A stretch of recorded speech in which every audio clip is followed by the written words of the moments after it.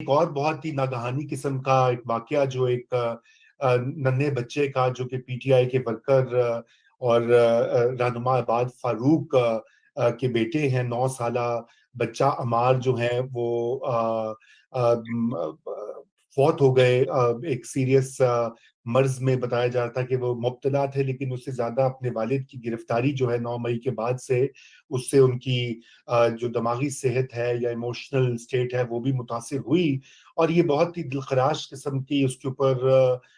جو ہے وہ رپورٹس آ رہی ہیں۔ یقیناً اس کی انکوائری بھی ہونی چاہیے، اس کے اوپر کچھ بات بھی کریں گے، اور بالعموم جو اس وقت سیاسی ورکرز جو کہ بند ہیں، ابھی تک قید ہیں، بہت ساروں کے خلاف کیسز جو ہیں وہ ابھی تک شروع بھی نہیں ہوئے، اس کے اوپر بھی بات کریں گے کہ اس طرح کے ماحول میں کس طرح سے جمہوریت پنپ سکتی ہے، یا ایک فیئر الیکشن بھی ممکن ہے یا نہیں ہے۔ ہمارے ساتھ موجود ہیں عامر الیاس رانا صاحب، مبشر بخاری صاحب اور نادیہ نقی صاحبہ۔ تو عامر الیاس صاحب، میں آپ سے سٹارٹ کرتا ہوں۔ یہ میاں نواز شریف کا جو تند و تیز قسم کا بیانیہ واپس آ گیا مارکیٹ میں، یہ کیا نشاندہی کرتا ہے؟ میاں صاحب لگتا ہے یہی آ کے اسی کے اوپر اپنی الیکشن کیمپین چلائیں گے؟ میاں صاحب کی 2 ہفتے پہلے جب پہلی دفعہ ان کے منہ سے لفظ مجھ تک پہنچا تو وہ تھا اکتوبر کا دوسرا ہفتہ، اور جس میٹنگ میں انہوں نے یہ بات کہی، انہوں نے کہا کہ بھائی ہم 17 اور 18 پہ بات کریں گے، ہمارا بیانیہ یہی ہوگا کہ جو میرے دور میں جو کچھ ہم نے کیا، جو کچھ ہمارے ساتھ ہوا، مطلب 16 مہینے کے اوپر کوئی گفتگو نہیں ہوگی۔ تو یہ ابتدائیہ جو انہوں نے اپنے جن لوگوں نے ان کا استقبال کرانا ہے ان کے ساتھ گفتگو میں کھل کے آگے، جس کے نتیجے میں آپ اور ہم سب بحث کر رہے ہیں کہ نواز شریف صاحب صرف اس پہ آ رہے ہیں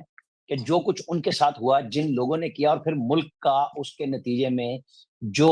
بنایا گیا ایک ڈیزائن کہ جی آپ عدلیہ، فوج اور حکومت عمران خان کی مل کے یہ کام کر سکتے ہیں،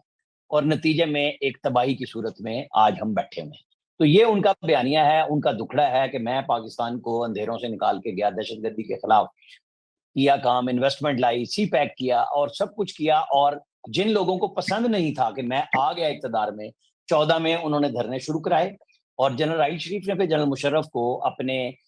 چارج سنبھالتے ہی جو سٹک دی تھی جنرل کیانی نے ان کو، اس کے 1 مہینہ 4-5 دن بعد انہیں ایف آئی سی لے گئے تھے، اور اس کے بعد ایک لڑائی شروع ہوئی جس کا نتیجہ نہ ایکسٹینشن کی صورت میں راحیل شریف صاحب کو ملا، اور پھر دھرنے بھی بنوائے گئے، کیے گئے، وہ آپ کے اور سامنے ہمارے ہسٹری ہے۔ تو وہ ظاہر ہے کہ 16 مہینے کے اوپر وہ کیوں سیاست کریں گے، ہاں، لیکن اس کا جواب ان کو ہر جگہ پہ دینا پڑے گا جب جہاں جائیں گے۔ ہاں، اپنے ورکرز میں تو سوال نہیں ہوگا، لیکن جب وہ میڈیا کے سامنے ہوں گے، جہاں پہ بھی ہوں گے، یہ سوال ہوگا جس کا وہ کہتے ہیں کہ جی ہم نے سیاست اپنی خراب کر لی لیکن ہم نے ریاست بچائی۔ کچھ سچائی بھی ہے، اور الیکشن میں نہ جانے کی کچھ تلخ حقیقتیں بھی ہیں کہ اگر وہ جلدی الیکشن میں چلے جاتے تو یہ کام بہت اچھے انداز سے پہلے بھی ہو سکتا تھا۔ اس میں عمران خان صاحب کی ضد بھی شامل ہے کہ ان کو پچھلے سال مئی میں الیکشن مل رہے تھے تو انہوں نے 25 مارچ اناؤنس کر دیا، اس سال 25 جولائی کی ڈیٹ آ رہی تھی تو ان کو کسی نے سمجھا دیا کہ یہ ڈیٹ آپ کو شوٹ نہیں کرتی۔ تو پاکستان تو اسی طرح معاملات میں چلتا رہا، لیکن نواز شریف کی تیاری اب پکی ہے، پوری ہے، اور بھرپور انداز سے ان کے لوگ آئیں گے، اور ان کا بیانیہ مارکیٹ میں اگر بکنا ہے وہ تبھی بکے گا کہ ان کا استقبال کیسا ہوگا۔ وہ ہمیں اور آپ کو دیکھنا ہوگا کہ ان کی پارٹی کس عزم کے ساتھ اور کتنے اتحاد اور جگانگر کے ساتھ اپنے لیڈر کے لیے، حمزہ شہباز کا رویہ دیکھنا ہوگا، شہباز شریف صاحب کا ہوگا۔ لوگوں کے کوسچن مارک ہیں، اب شہباز شریف صاحب واپس اور حمزہ شہباز صاحب مارکیٹ میں ہیں، کتنے لوگوں کو خاص طور پہ لاہور کو متحرک کرتے ہیں، کیونکہ بہت زیادہ ایک متھ بن گئی ہے کہ جی لاہور بھی نکل گیا ان کے ہاتھ سے۔ اصل میں میرے حساب کتاب سے نواز شریف کا جتنا ورکر اور ووٹر ہے وہ بددل ہوا،